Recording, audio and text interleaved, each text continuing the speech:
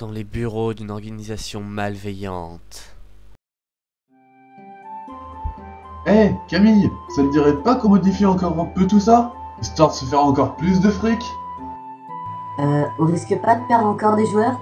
Parce que avec ton idée de tiens, si on changeait tous les décors, on attirerait tous les jeunes de 11 ans et demi, c'est sûr au début ça allait, mais après on a perdu 25% de la population. De toute façon, on s'en fiche, du moment qu'on peut gagner encore plus d'argent. Alors voilà mon idée. Avant que tu dises quoi que ce soit... Ah ben, te voilà Manu.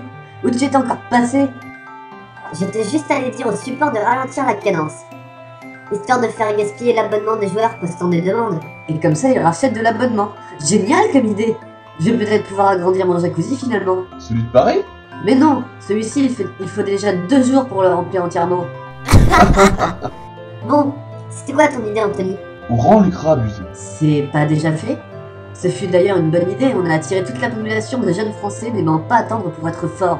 Mais justement, on les rend encore plus forts. Et comme ça, il n'y aura quasiment plus qu'une seule classe.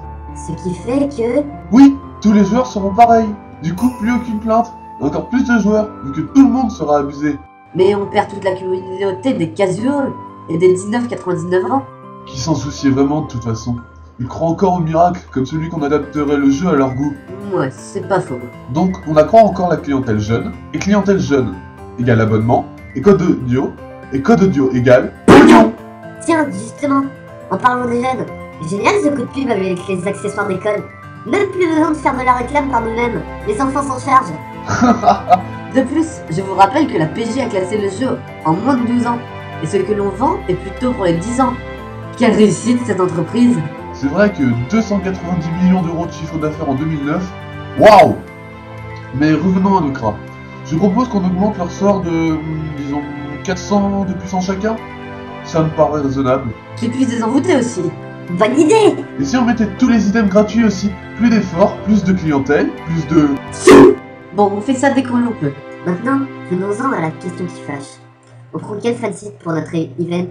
Hein? De quoi tu parles? Bah, le Ghoul Terminator, tu sais, cet event que tous les joueurs prennent à cœur alors que c'est juste du PVP équilibré. Ah oui, c'est vrai que depuis le serveur héroïque, on n'avait pas vu beaucoup. Donc vos critères de sélection? Bah, les plus connus, et puis Sermons, et puis 4-5 au pif, histoire qu'on dise pas qu'on choisisse au hasard. Bon ben, du coup, Barbuck et Radio Dofus, on les prend direct. Les autres, on les choisira par rapport à... Leurs compétences? Mais non, t'es fou toi! S'ils ont beaucoup de visites sur leur site. Comme ça, encore plus de pubs, encore plus de... On pourrait peut-être prendre les participants du festival de Cagna. Festival de quoi? Un concours de vidéos organisé par Jalavote, toute la trinque, Sermon et tout. Les participants sont connus. Non, pas trop. Alors c'est non! Bon, d'accord. En tout cas, on en termine ici pour la discussion d'évolution annuelle. Ça me va. Ah moi aussi. Bonjour, j'ai un colis qui est de retour à l'envoyeur. Mais on n'a pas envoyé de colis. Au revoir.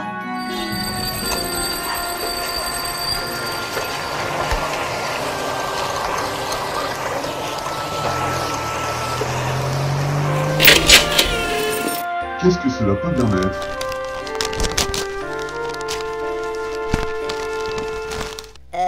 Je vous aimais bien, vous savez.